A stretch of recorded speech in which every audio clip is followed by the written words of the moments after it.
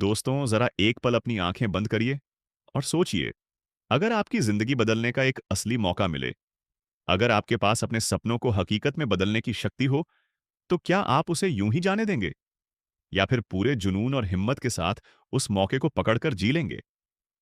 जिंदगी हमें रोज नए मोड़ देती है, लेकिन हर इंसान के पास उन्हें पहचानने की नजर नहीं होती।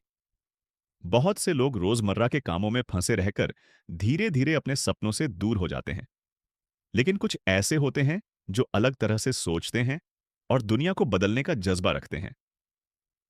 ऐसे लोग भीड़ का हिस्सा नहीं बनते, बल्कि अपना रास्ता खुद तैयार करते हैं, और यही लोग इतिहास में जगह बना लेते हैं।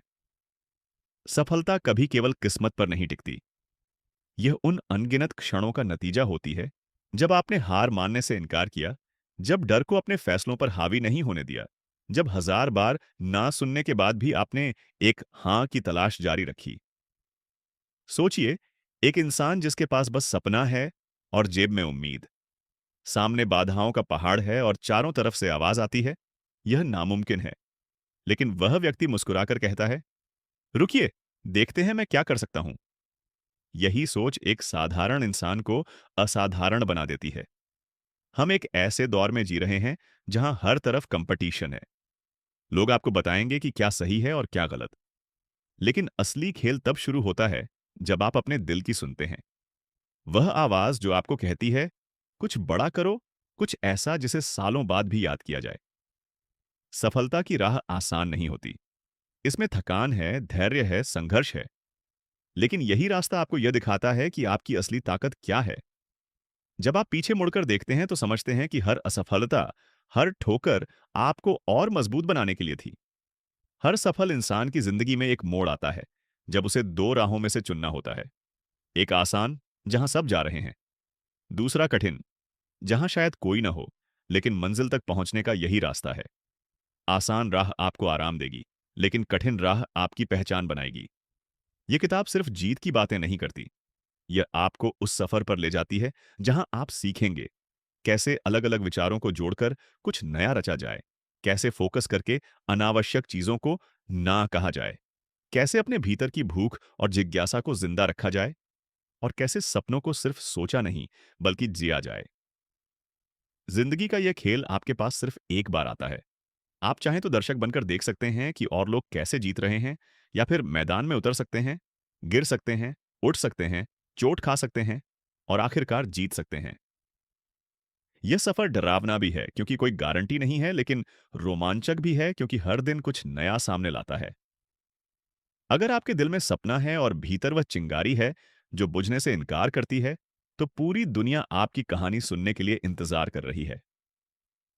तो आइए, इस सफर की शुरुआत करते हैं, जहां हर पन्ना आपको नई सोच देगा, हर विचार आपको चुनौती देगा, और हर कहानी आपके अंदर की आग को और तेज करेगी। क्योंकि असली सवाल यह नहीं है कि आप कितनी दूर जाएंगे, बल्कि यह है कि क्या आप अपनी यात्रा शुरू करने को तैयार हैं। Rule 1, connect things. सोचिए, जब आप एक पजल हल करते हैं तो शुरुआत में टुकड़े बिखरे हुए लगते हैं, लेकिन जैसे ही आप उन्हें जोड़ना शुरू करते हैं, एक तस्वीर बनती है। यही असली क्रिएटिविटी है, उन चीजों को जोड़ना जिन्हें बाकी लोग अलग अलग देखते हैं। दुनिया के बड़े इनोवेशन कभी अकेले नहीं आए, बल्कि अलग अलग आइडियाज के मिलने से जन्मे। फर्क बस इतना था कि साधारण लोग सिर्फ फैक्ट्स देखते रहे, और विजनरी लोगों ने उनके बीच छुपे रिश्तों को पहचान लिया। कल्पना कीजिए, एक बच्चा जो कभी कला सीख रहा है, कभी संगीत, कभी विज्ञान की किताबों में खो रहा है, और कभी लोगों से बातें कर रहा है। उस वक्त ये सब बेमतलब लगेगा, लेकिन सालों बाद यही अनुभव मिलकर एक ऐसा काम रचते हैं जिसे दुनिया पहले कभी नहीं देखी। इंस्पिरेशन कभी सिर्फ एक जगह से नहीं आती। अगर आप एक ही रास्ते पर चलते रहेंगे तो वही पुराना नजारा मिलेगा। लेकिन अलग अलग संस्कृतियों, लोगों और अनुभवों से जुड़ेंगे तो आपके पास आइडियाज का एक सागर होगा। याद रखिए, क्रिएटिविटी का मतलब शून्य से नया बनाना नहीं है, बल्कि पुराने को नए तरीके से जोड़ना है।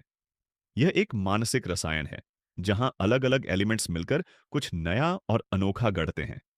और यह तभी संभव है जब आप खुद को खोजने देंगे, एक ही बॉक्स में कैद नहीं करेंगे। असली जीनियस वही है जो कई दुनियाओं के बीच पुल बना सके। एक साधारण उदाहरण लीजिए। किसी ने सोचा क्यों ना फोन और कैमरा को एक डिवाइस में जोड़ दिया जाए। किसी और ने सोचा किताबों को डिजिटल कर दिया जाए ताकि हर कोई उन्हें जेब में रख सके। ये आइडियाज अचानक नहीं आए, बल्कि अलग अलग दुनियाओं के मिलने से बने। कनेक्ट करने की आदत का फायदा यह है कि आप हर जगह इंस्पिरेशन ढूंढने लगते हैं। सड़क पर चलते हुए कोई पैटर्न दिखे और वह आपके अगले प्रोडक्ट का डिजाइन बन जाए। किसी बातचीत से एक विचार मिले और वह आपके अगले प्रोजेक्ट की नींव रख दे। लेकिन यह तभी होगा जब आप क्यूरियस रहेंगे, सवाल पूछेंगे, यह क्यों है? अगर ऐसा हो जाए तो क्या होगा?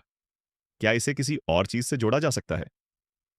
याद रखिए, दुनिया के बड़े इन्वेंशन, गाने, बिजनेस, ऑल कनेक्शंस का नतीजा है। और कनेक्शन बनाने का पहला कदम है ज्यादा देखना, ज्यादा सुनना, ज्यादा सीखना और ओपन माइंड रखना। रूल 2, से नो टू 1000 थिंग्स। सोचिए आपके सामने 1000 दरवाजे हैं। हर दरवाजा एक मौका है, लेकिन क्या आप हर दरवाजा खोलेंगे? अगर हां, तो आप रास्ता ही खो देंगे। असली ताकत हर दरवाजा खोलने में नहीं, बल्कि सही दरवाजा चुनने में है और बाकी को ना कहने में।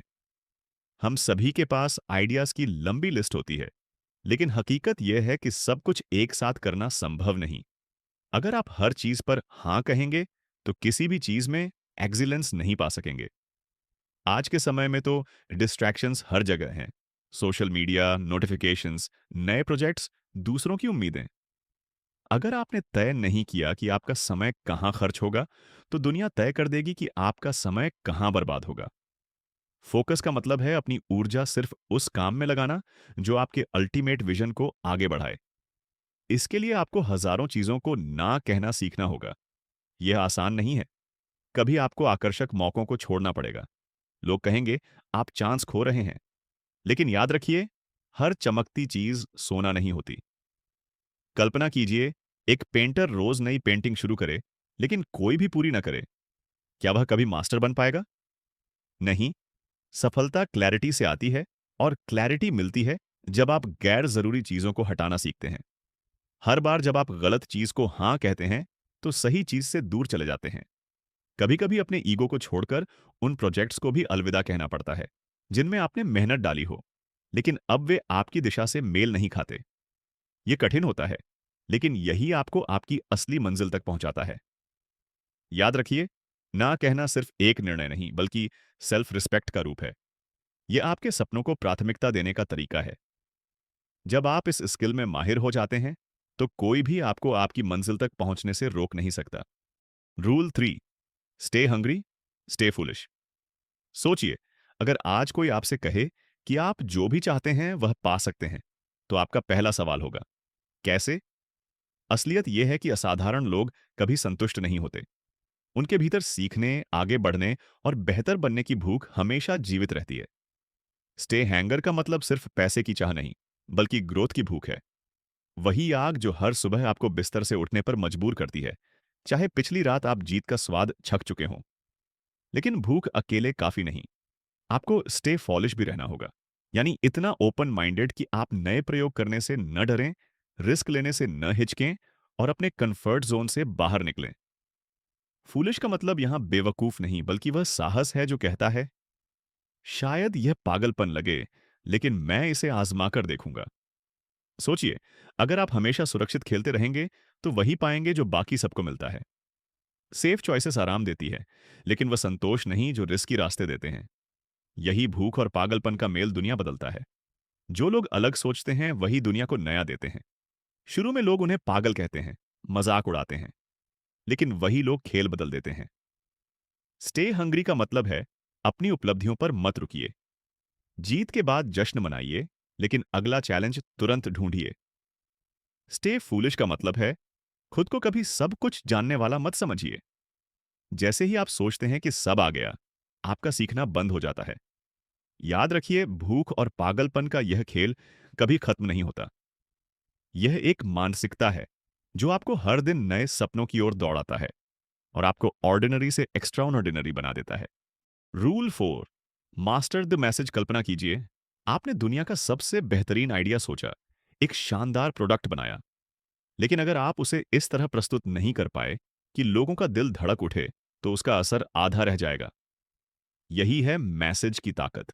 ये साधारण चीज को भी असाधारण बना देती है।